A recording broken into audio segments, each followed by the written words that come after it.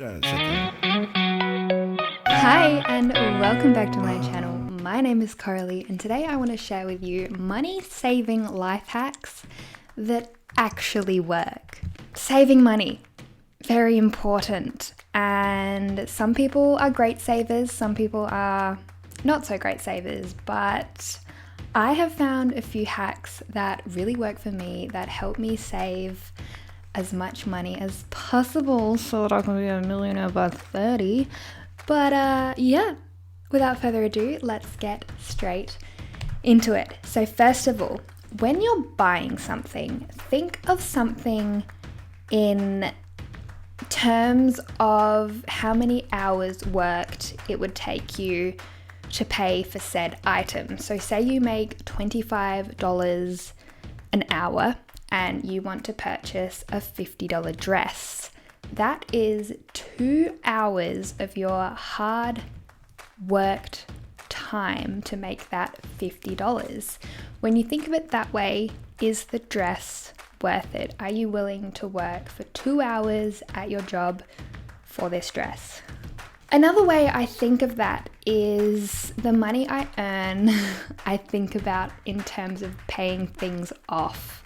Does that make sense? Not really. Let me explain. So I am about to have a mortgage, which is very exciting. So when I do my freelance work, if I make $350 from social media management or something like that, I start to think, oh, that is an entire week's worth of my mortgage paid off right there. So I'm working really hard to earn extra money so that I can pay off things like my mortgage. But that is a different topic. We're talking about saving money, not spending your money on a mortgage. So think of what you're buying in terms of money earned. So whatever your job is, break down how much you make an hour and if you're willing to work that amount of time for free to pay for that item.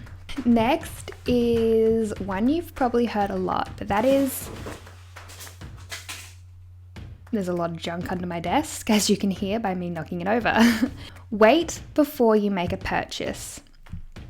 Impulses tend to leave. Now, I've been guilty of this, definitely. I'm the type of person where I see something, I want to buy it, and then I tend to buy it. And then when it arrives, the impulse is gone and I think, why did I buy that? But if I just waited a couple of days to buy that item, the impulse would have left and I would have realized I didn't need said item.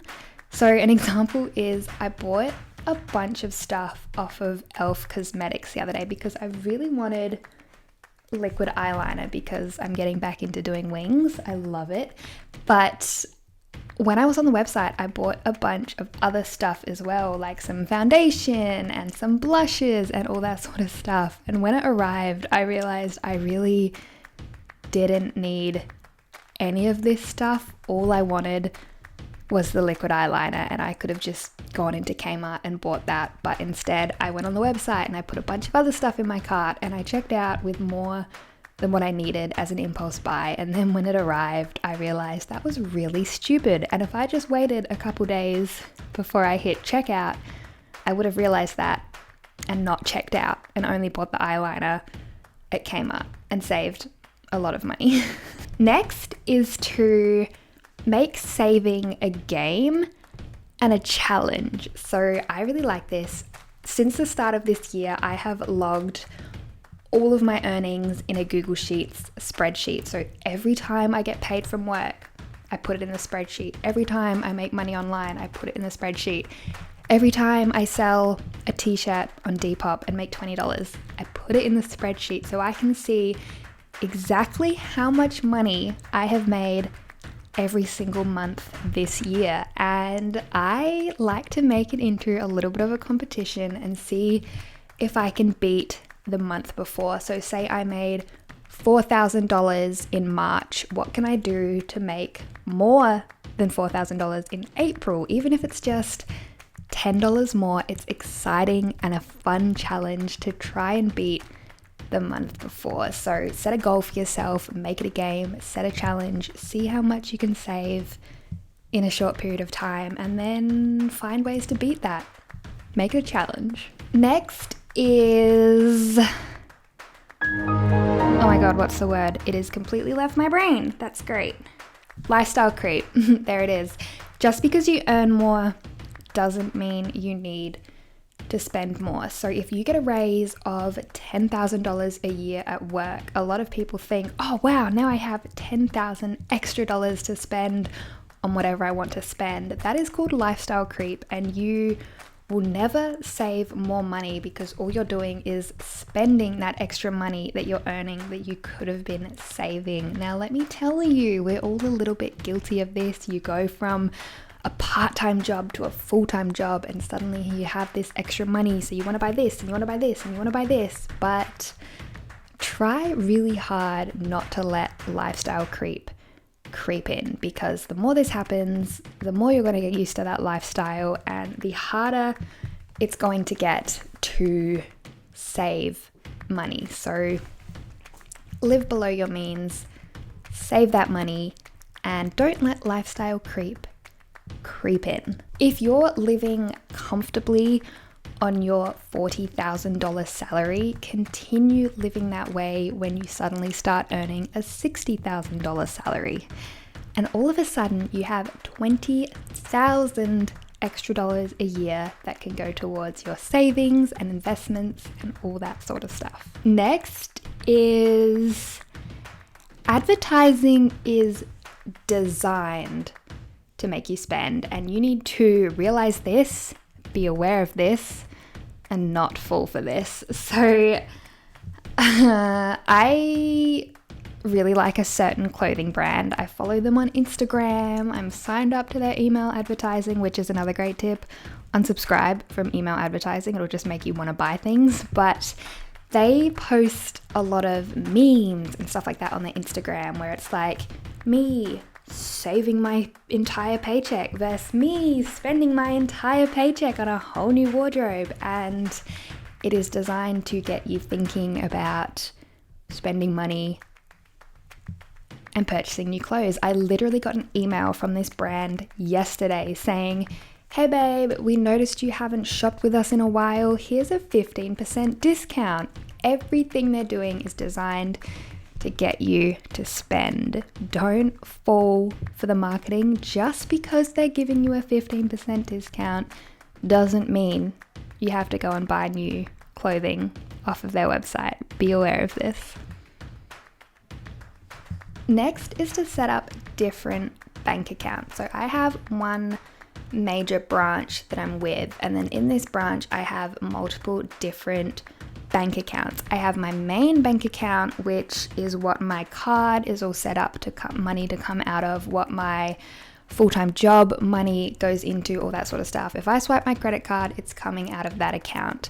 I then have a second account, which is my online earnings, everything I make from YouTube, from Skillshare, from freelance.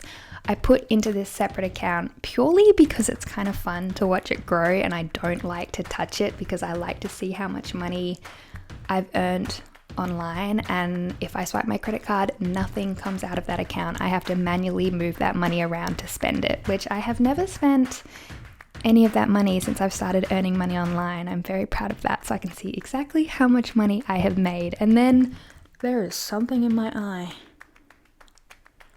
I have two other accounts. I have a tax account because now that I am earning more money online, obviously your girl needs to pay taxes. So out of everything that I earn,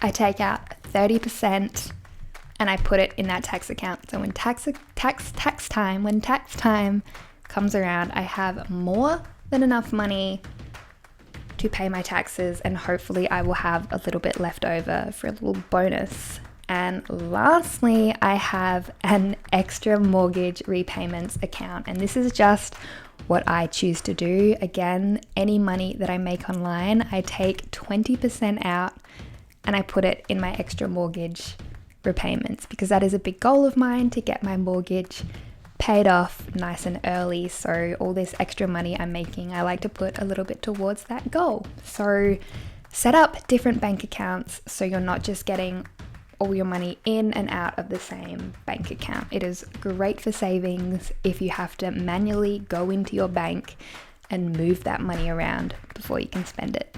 And the last tip, money saving, life hack, all that sort of stuff, hacks that actually work, is to, this is gonna sound cheesy, ladies and gentlemen, but aim for the moon. You might just land among the stars. In other words, if you want to be a millionaire, aim to be a 10 millionaire. Aim for $10 million, because then you might just land with $1 million. Does that make sense? Aim higher than what you're actually going for, because you're going to work harder and hit the goal of what you actually want sooner. So aim for the moon and land among the stars. But that is just a few money saving life hacks that actually work. I have saved quite a lot of money this year. I am incredibly proud of that. And yes, I have my good days, I have my bad days. Sometimes I impulse buy, and I'm trying really hard not to do that anymore, but it happens. We're all human. But put a couple days between each purchase and you'll be less likely to impulse buy. Anyway, thank you so much for watching. I really hope you enjoyed it. I put out new videos every few days. Subscribe and hit that notification bell if you'd like to see more. Set a savings goal for yourself and smash it. And I'll see you next time. Bye, guys. Ooh.